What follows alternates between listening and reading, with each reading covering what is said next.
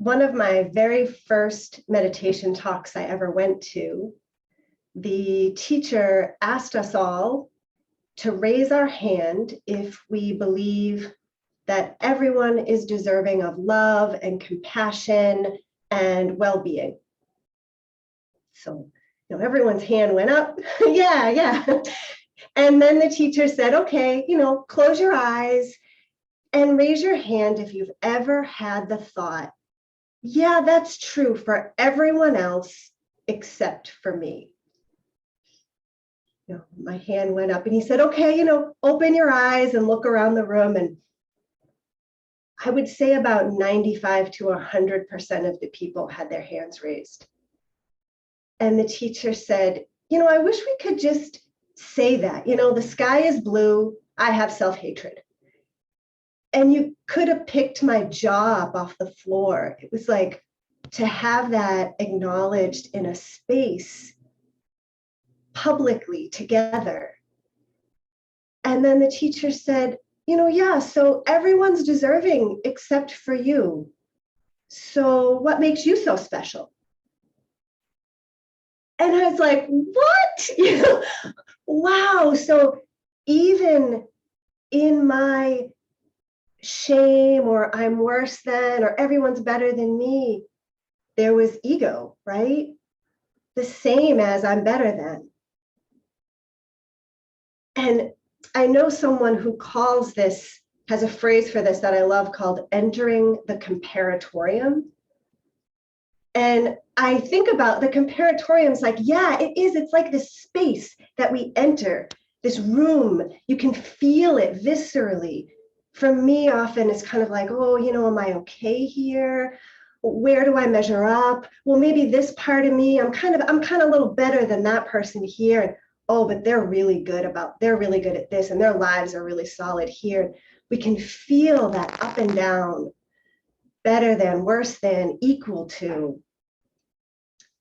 It's a terrible place to be, actually, the comparatorium. Anxiety, instability, disconnection. No way of being connected truly when I'm in the comparatorium. And I've been so grateful listening to the talks that everyone's been giving around the final pair of the worldly winds, fame and disrepute, or some folks have used the words pride and shame. I've especially appreciated the reminder that we might think that these don't apply to us, especially the words fame and disrepute. I hadn't realized I had opted out of it. I had thought, yeah, I don't care about fame and I'm not infamous in any way, but shifting it to think about pride and shame, and also thinking about, well, what other words apply? Because belonging is so important to us. It's so instinctual and fundamental. And I thought about other words like powerful, recognized, accepted, rewarded, winner, high status. And I thought about words like rejected, shunned, shamed, loser, powerless, low status. And I could feel, oh yeah, this really matters. This is really big and important. And I'm guessing, certainly for me and maybe for most or all of you, the deepest memories I have, the most kind of difficult or wonderful memories, are usually of being recognized at that high level or really unseen and shamed or cast out. The story of the Buddha's enlightenment has always moved me really deeply, and I think speaks to this fourth pair of worldly winds. So many of you know it. The Buddha has decided that he's going to sit until he reaches enlightenment, and he's actually already become a bit of an outsider in his spiritual community. His spiritual community used practices that were very austere, starving, denying the body, only concentrating. And the Buddha was already sort of realizing that maybe this wasn't the way and beginning to move toward the middle path. But imagine, he was already shunned and judged for this. He had taken milk rice from Sujata because he was starving and she helped him. So his community already is looking at him like, what is going on with this guy? This is not right. And he's sitting. And the story is that Mara, who is considered kind of the evil one, but I think about Mara as really all of the ways that our mind is conditioned to keep us from awakening, from alignment with what is true. And so Mara is throwing everything that he can at the Buddha. Again, we might think of this is Buddha's own mind, really, that's attacking him.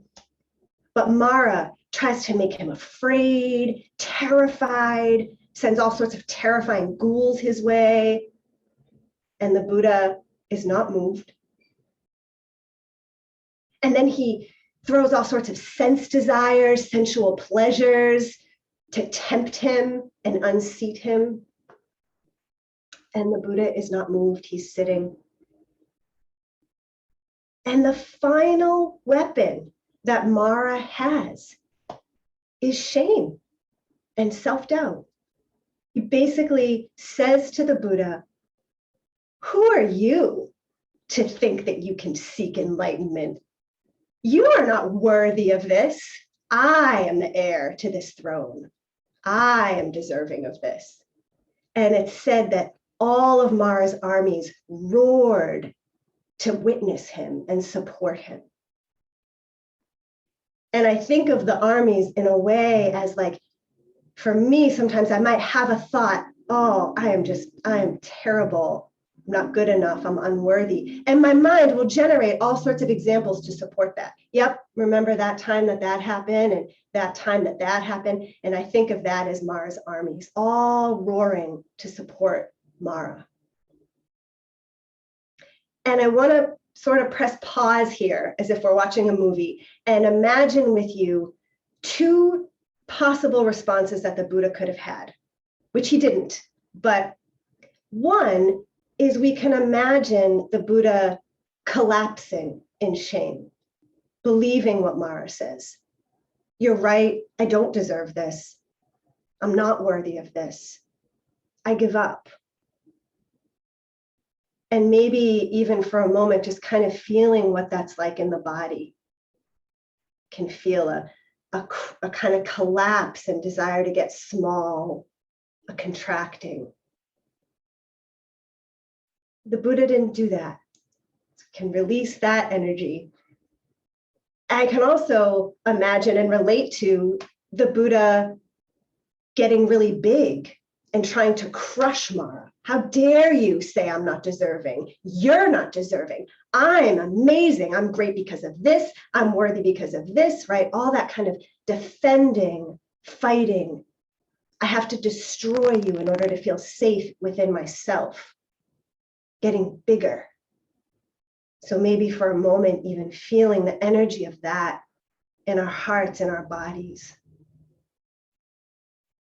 And then letting it go, because the Buddha, he didn't do that either. He didn't compare in any way as being better or worse than. Both of those would have involved violence. Both would have been unstable, because if he had had to crush Mara, he would have probably just had to wait for someone else to come and challenge him again, maybe who was bigger and better and stronger. And instead, what the Buddha did is he reached down and he touched the earth.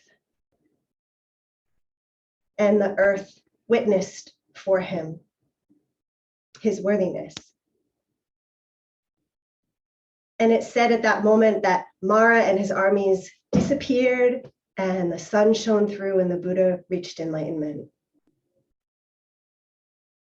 So again, maybe even just a breath of that movement, touching the earth, connection to our birthright, our inherent worthiness, just because we are. Not better than, worse than, or equal to. And then, lest we have a part of our minds, as I know I do, that thinks, well, yeah, but really he did destroy him, right? Like Mara disappeared. And so kind of we do have to destroy these things. We have to get to a place where the worldly winds can't get us. The story goes that a couple days later, Mara came to visit the Buddha. And Ananda, the Buddha's attendant, was not happy about this. He was like, oh, the Buddha's not going to like this. Why is Mara here? He shouldn't be here. And I think about Ananda again as kind of representing that part of us in our minds that is like, no, I don't want this. I just defeated you. You know, I just dealt with that grief. I just dealt with that shame. It's gone. You can't come back. And so Mara is like all in a pickle.